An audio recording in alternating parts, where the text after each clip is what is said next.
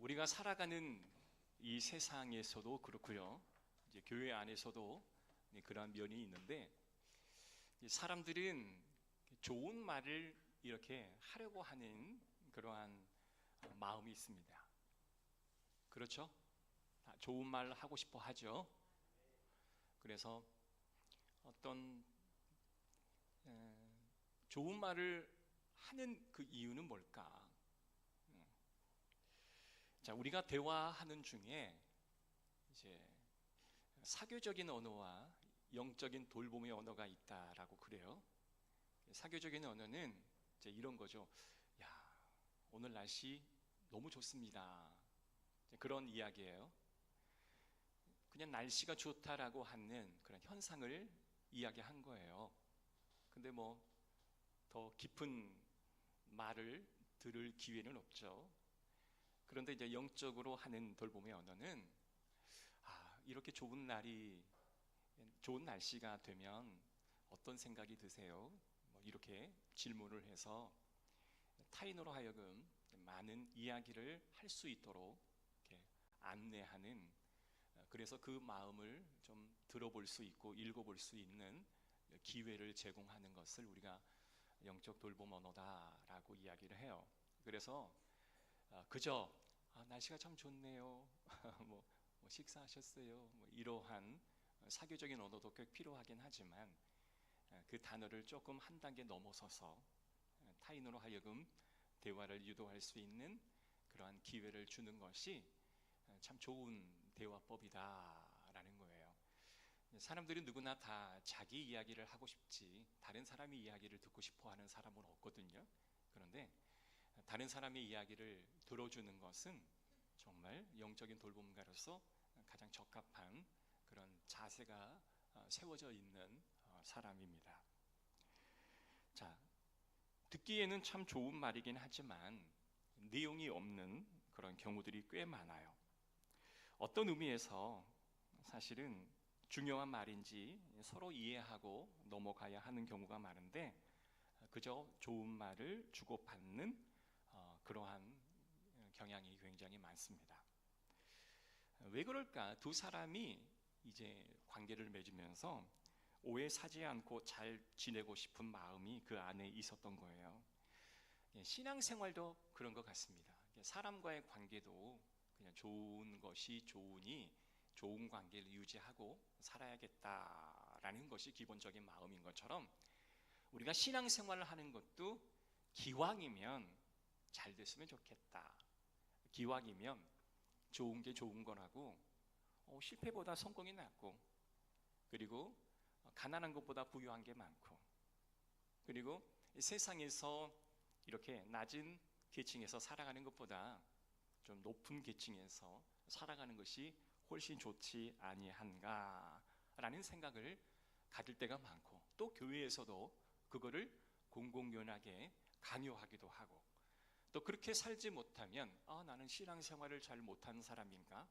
나는 신앙생활에 지금 뭔가 문제가 있는 사람인가? 라는 생각이 들 정도로 그러한 세상의 분위기가 그렇게 흘러가고 교회 분위기도 그렇게 흘러가 버리면 이건 굉장히 심각한 질병에 걸렸다라고 볼 수가 있는 겁니다. 이거는 기독교의 핵심 가치를 오용하는 일이에요. 성경에서 누가 이렇게 일을 했고 이런 형태로 하나님께서 일을 했는지 우리는 발견해 보기가 굉장히 어렵습니다. 광야에서 예수님을 시험하는 마귀를 예수님께서 단호하게 내치시죠. 마귀가 이렇게 말합니다. 만일 당신이 하나님의 아들이거든 이 세상을 압도해 보라. 이 세상을 압도하여 네가 하나님의 아들임을 증명해 보라 라는 식으로 말을 이어가요. 이 말에 예수님은 아주 단칼에 이 사단의 의도를 알고 거절하셨습니다. 예수님은 내가 하나님의 아들임을 드러내 보이기는 하였지만 그것이 주된 사역이 아니었고 그들을 구원하기 위한 목적이었기에 하나님의 이적과 기적을 하나님의 아들임을 증명하기 위해 한 번도 사용해 본 적이 없으세요. 영혼을 구원하기 위해 사용하긴 하였지만, 그래서 예수님은 단칼에 그것을 거절했습니다. 이거는 세상이 원하는 방향과 그리고 예수님이 바라는 방향이 전혀 상이하다라는 것을 마귀에게 정확히 알려준 아주 획기적인 사건이라 말할 수 있을 것 같습니다. 세상은 경쟁과 비교의 본능을 가지고 있어요. 세상은 약하다, 또한 강하다, 그리고 크다, 작다, 이거를 세상은 요구를 하지만 예수님은 반대의 이야기를 합니다. 높아지기 원한다면 너는 내려가라. 위대해지기 원한다면 너는 더 겸손해져라. 그러니까 예수님이 행하셨던 방향은 세상이 원하는 방향과 전혀 달라요. 그래서 육의 본능에 충실한 세상의 힘이 너무나 나의 심령 가운데 많이 파고들어 있는 성도들이 교회 생활을 하다 보면 이렇듯 세상이 원하는 가치, 세상이 원하는 방향으로 교회 생활을 하기가 굉장히 쉽습니다.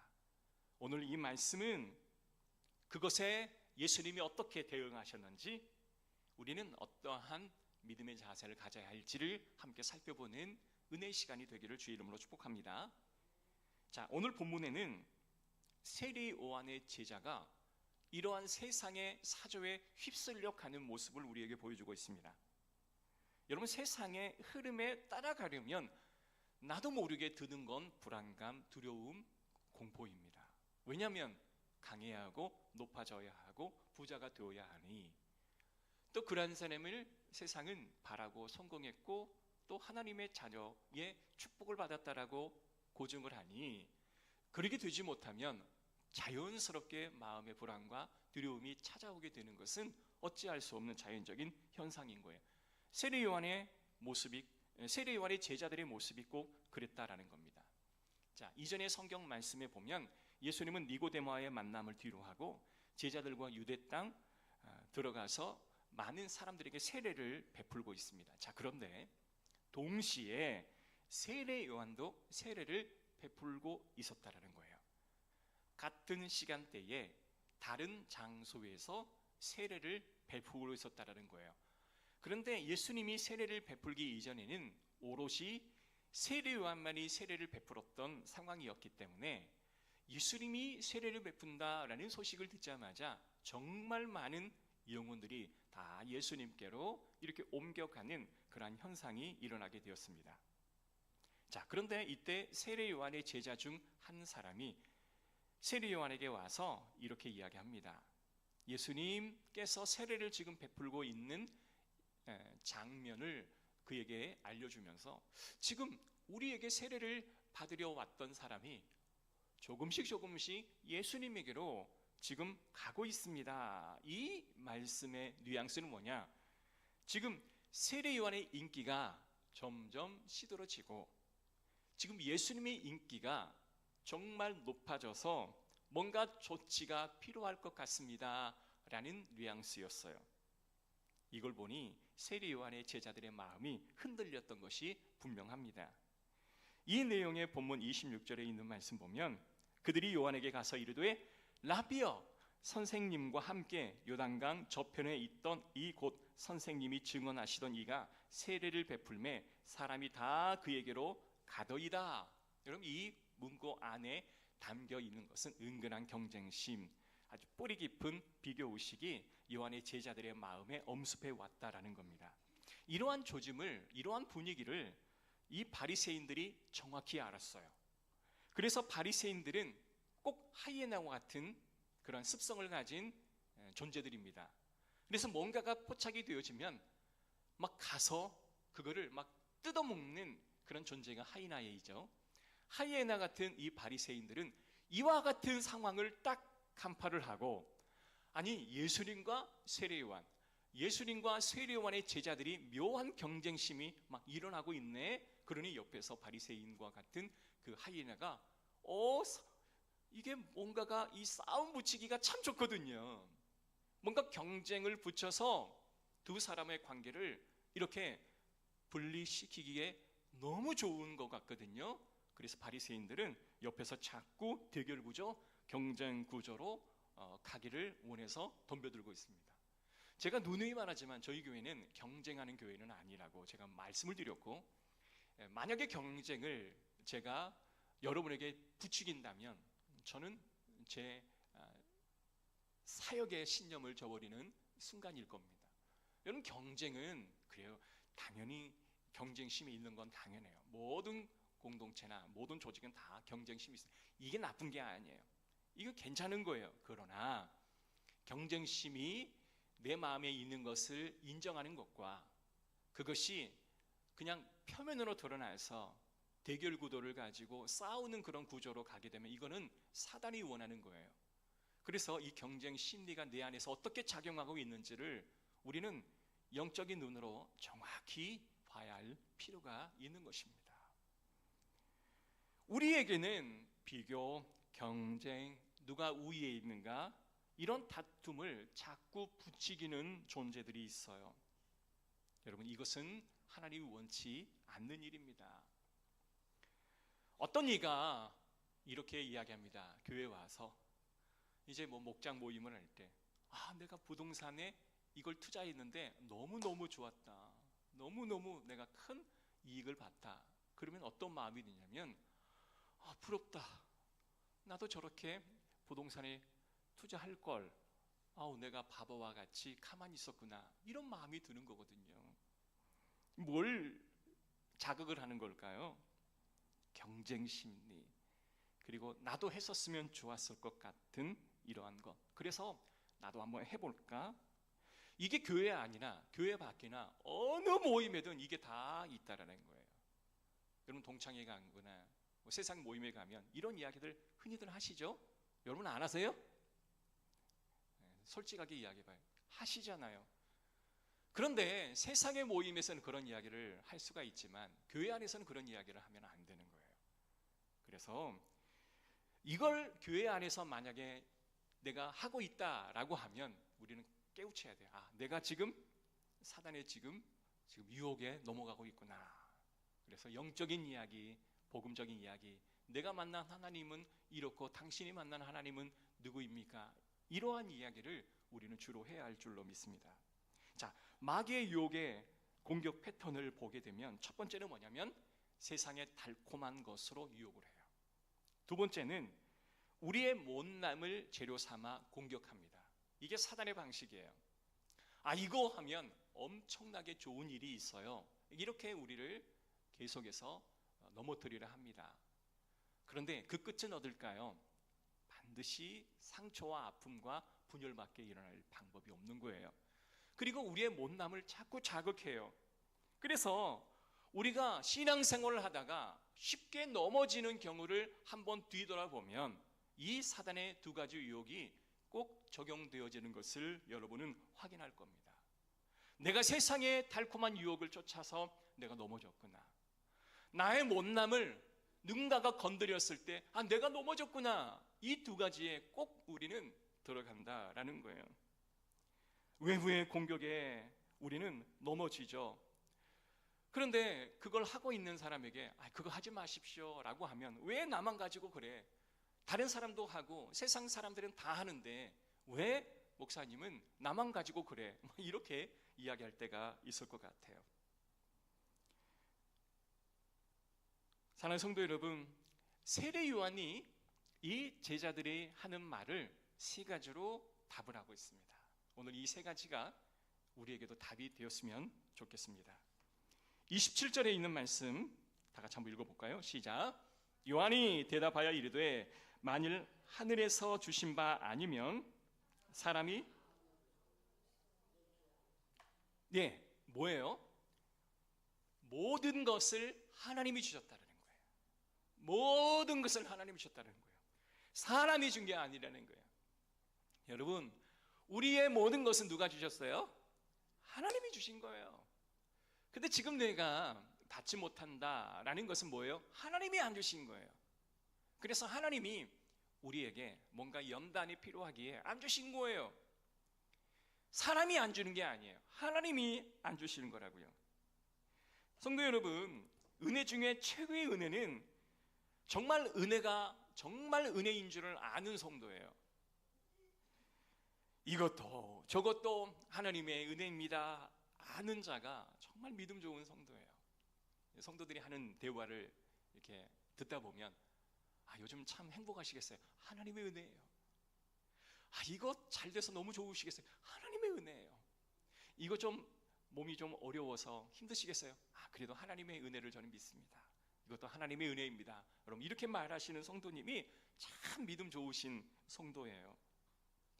솔로몬이 1,000번제를 드리고 하나님의 지혜의 선물을 받습니다. 자, 그런데 처음부터 하나님의 지혜의 선물을 그가 하나님 앞에 구했던 것은 결코 아니에요. 그리고 하나님으로부터 받았던 것이 아니에요. 그가 지혜를 먼저 구했던 것이 아니라 그는 이렇게 말합니다. 열왕기상 3장 6절에 제가 한번 읽어드릴게요. 한번 잘 읽어보세요. 들어보세요.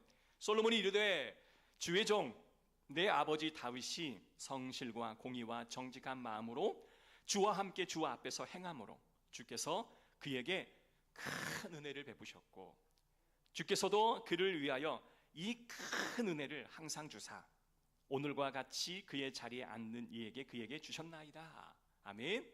자, 솔로몬이 자기가 원하는 것을 이야기하기 전에 먼저 하나님의 은혜의 받음을 고백을 했어요.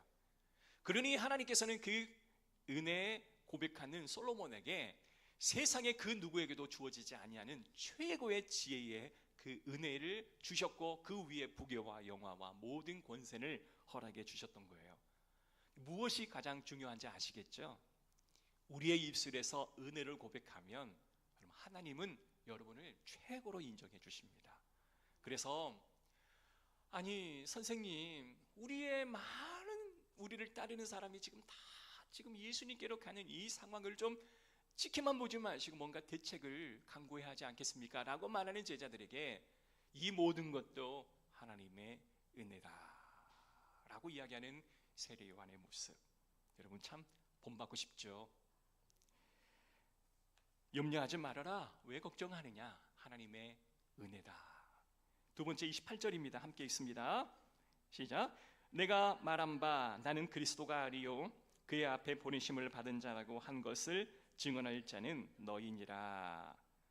자, 이 말씀을 딱 한마디로 요약하면 무슨 말이냐면 나는 아니다 라는 말이에요.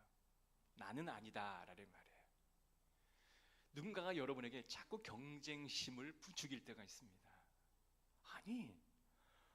지금 집사님이 이 회의 대표 아닙니까? 집사님이 이 모든 결정권자가 아닙니까?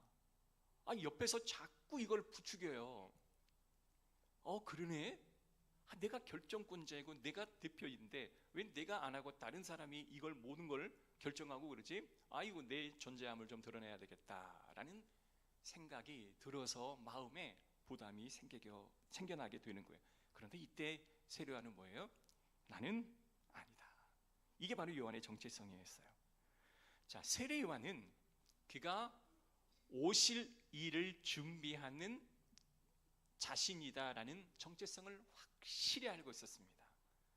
나는 그의 신들매를 감당하기도 부족한 사람입니다. 이게 말뿐이 아니라 정말 그의 삶의 정체성이었어요. 저도 원합니다. 제가 우리 교회에 담임 목사로서 모든 정권을 내가 다 휘두르면서 이렇게 하세요 저렇게 하세요 이렇게 이끄는 목사라기보다는 여러분이 주연이 되고 여러분이 조연이 되고 저는 그저 엑스트라로 살아가는 그러한 삶을 꿈꿉니다. 사랑하는 성도 여러분, 여러분도 그런 마음을 한번 갖고 한번 그렇게 해보시면 너무 좋겠어요. 우리가 나는 주연이 아니다, 나는 조연도 아니다, 나는 그저 단역이다, 이러한 정체성만 갖고 있어도요 아마 세례 요한의 제자들과 같은 그런 마음을 품지는 않았을 거예요. 나는 주연인데, 지금 나는 조연인데 주연으로 나가고 싶은데, 나는 좀 대접받고 싶은데, 그러한 존재가 나는 충분히 내가 갖췄는데, 이러한 정체성을 가지면 마음의 어려움이 느껴지겠죠. 여러분, 하나님은 나의 아버지세요. 누가 너의 아버지를 증명해보라. 너의 아버지임을 증명할 길이 있어요 없어요? 없어요. 내가 하나님이 나의 아버지인데 누가 나에게 그걸 증명하라고 그래요? 증명할 길이 없어요. 내가 하나님의 자녀됨이 확실하고 나는 그러니 상관없습니다. 나는 그냥 아무것도 아닙니다 라고 이야기한다 해서 그가 아들됨이 사라지는 건가요? 아니에요. 아버지와 아들의 그 양자됨의 축복은 결코 사라지지 않아요. 내가 엑스트라를 한다고 해서 나의 이 존재가 사라지지 않아요. 그래서 세례 요한은 나는 아무것도 아니다 라고 이야기할 수 있었다라는 겁니다. 한번 따라해 볼까요? 나는 아닙니다. 나는 아닙니다. 옆에서 당신이 한번 해보면 잘할 것 같아요 이렇게 말할 수는 있겠죠. 그때마다 저는 아닙니다 라고 말할 수 있어요. 근데 여기서 목사가 말할 때 맨날 아닙니다라고 거부하면 안 돼요. 어느 정도는 아닙니다 하다가 순종하겠습니다 이렇게 하셔야 돼. 또 융통성이 없어서 나는 아닙니다 끝까지 죽을 때까지 나는 아닙니다 그러면 안 된다는 거죠. 사랑하는 성도 여러분, 말씀 앞에서 우리가 회개하고 내가 죽어지면 나는 조연도 아니고 나는 주연도 아니요 나는 그냥 단역입니다 이렇게 고백하게 될 줄로 믿습니다. 아멘. 그러한 은혜가 우리 가운데 있었으면 좋겠습니다. 자, 세 번째 세례 요한이 이렇게 제자들에게 이야기합니다. 30절입니다. 시작. 그는 흥하여야 하겠고 나는 쇠하여야 하리라 하니라. 여러분, 인간적으로 보면 이게 가장 좋은 거예요. 너도 흥하고 나도 흥한 거. 윈윈이라고 그러잖아요. 나도 잘 되고 당신도 잘 되는. 그런데요, 실질적으로 당신도 잘 되고 나도 잘 되는 경우가 있으면 너무 좋은데 그리 안 될 확률이 굉장히 많아요. 그래서 둘 다 잘 되기가 어려운 상황이라면 당신이 잘 되고 내가 좀 양보하겠습니다. 이것이 기독교의 정신이에요. 그런데 세례요한의 제자는 뭐예요? 아니, 세례요한, 내가 따르는 당신은 아무리 예수님이 메시아라 할지라도 당신이 좀 앞서야 됩니다. 6개월 먼저 오셨잖아요. 그게 얼마나 대단한 겁니까? 당신이 먼저 세례를 베풀었잖아요. 이게 얼마나 대단한 겁니까? 그 말에 세례요한은 뭐예요? 아니다, 아니다 라고 이야기해요. 그는 흥하여야겠고 나는 쇠하여야 하리라. 그는 잘 되어야 하고 나는 잘 못돼도 괜찮다라는 말이에요. 여러분, 그 이야기를 들었던 제자들은 순간은 좀 실망하고 당황스럽겠죠. 그러나 시간이 흐르고 세월이 감으로 인해서 그 세례 요한과 같은 위치에 딱 섰을 때 그는 흥하여야 하고 나는 쇠하여야 하리라 라는 말의 고백이 자기의 입 밖으로 튀어나올 때 그는 세례 요한의 그 가르침에 흥분하게 될 거예요. 그때는 모르죠. 왜냐하면 자기의 마음의 모든 걸 쥐고 있는 건 세상의 성공과 세상의 부귀와 영화이기 때문에 아무리 설명해줘도 모르는 거예요. 여러분, 매일매일 말씀을 붙잡고 하나님의 능력을 의지하며 우리는 살아가야 합니다. 사랑하는 성도 여러분, 여러분들이 서 있는 그 자리가 사람들에게 인정받고 칭찬받고 자신만만한 그런 자리입니까? 아니면 너무 초라하고 궁색맞고 그리고 어려운 그런 자리입니까? 한때는 참 잘 나갔었는데 지금은 아니야. 이제 어르신들은 그런 이야기들 참 많이 하시잖아요, 그죠? 제가 이제 어르신들을 이제 신방하다 보면 가장 많이 하는 말이 뭔지 아세요?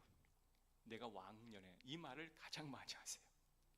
내가 왕년에는 큰 기업의 임원이었어. 내가 왕년에는 내가 관직에 있었어. 내가 왕년에는 내가 참 잘 나갔었어. 이런 말을 참 많이 하세요. 그러셔요? 참 그때는 좋았겠습니다. 그런데 지금 어떤 마음이 드십니까? 라고 말하면 그때는 잘 나갔는데 지금은 내 마음이 초라해지는 것 같아서 뭔가 내가 마음이 아프거나 그리고 뭔가 쓰라림이 있어요 라는 말을 하고 싶었던 거예요. 여러분, 우리가 다 받은 사람입니까? 아니죠. 사실 우리는 받지 못한 것이 너무 많은 사람이긴 하지만 그래도 잘 나갔었던 때가 있었잖아요. 그때에 세례요한은 흥하여겠고 나는 쇠하여지리라 라는 고백은 그의 아주 영적인 성숙도를 보여주는 그러한 말씀인 것 같습니다. 여러분, 어떤 문장을 완성하는 게 있더라고요. 나는 어떠할 때 예수님을 만났다. 이 문장을 딱 주고 그 앞에다가 답을 써보라 라고 했더니 어떤 사람은 이렇게 적었더랍니다. 내가 말기암에 걸렸을 때, 내가 말기암이라고 하는 청천벽력과 같은 소식을 들었을 때 나는 예수님을 만났다 라고 고백해요.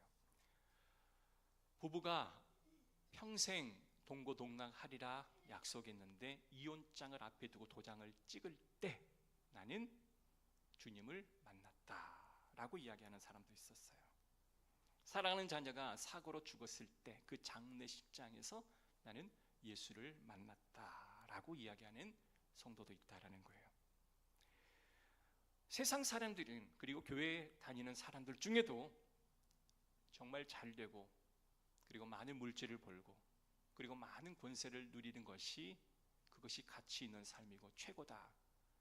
예수님도 말한 적이 없고 그리고 하나님의 말씀도 기록되지 않는 그 말씀을 진리라고 여기며 그것을 퍼뜨리는 존재들이 얼마나 많이 있습니까? 그런데요, 실질적으로 우리가 하나님을 만날 때는 내가 많은 물질을 벌고 내가 권세가 높아서 많은 것을 호령할 때가 아니라 정말 벼랑 끝에 서 있을 때 우리는 하나님을 만났다라고 고백하는 사람들이 너무 많이 있다라고 하는 사실을 우리는 알아야 합니다. 여러분, 교회 다니는 사람이, 신앙생활을 열심히 하는 사람이, 매일 복음 전도하는 사람이 갑자기 교통사고 나서 죽었어요. 세상 사람들은 이해를 못합니다. 그거 하려고 예수 믿었더냐? 이런 결과를 얻으려고 교회 다녔더냐? 이런 식으로 이야기합니다. 그러나 성경에 기록되어 있는 방식은 그게 아니에요. 하나님은 그러한 과정을 통해서도 하나님의 임재를 우리 가운데 보여주시는 것이 바로 기독교의 핵심의 가치인 줄로 믿습니다. 그래서 여러분, 내가 잘 나가고 떵떵거리는 것을 교회 안에 사랑하지 마십시오. 우리는 약하고 연약한 그때가 하나님을 만날 때이고 그럴 때 오히려 겸손하게 하나님을 찬양할 때인 줄로 믿습니다. 만약에 여러분이 이러한 외적인 것에만 사로잡혀 있다면 우리는 껍데기 신앙 생활을 하고 있다라고 여러분은 확증을 가지시고 낮은 자와 같이 벼랑에서 나를 인도해 가시는 하나님의 음성을 오늘도 사모하는 저와 여러분이 되시기를 주의 이름으로 축복합니다.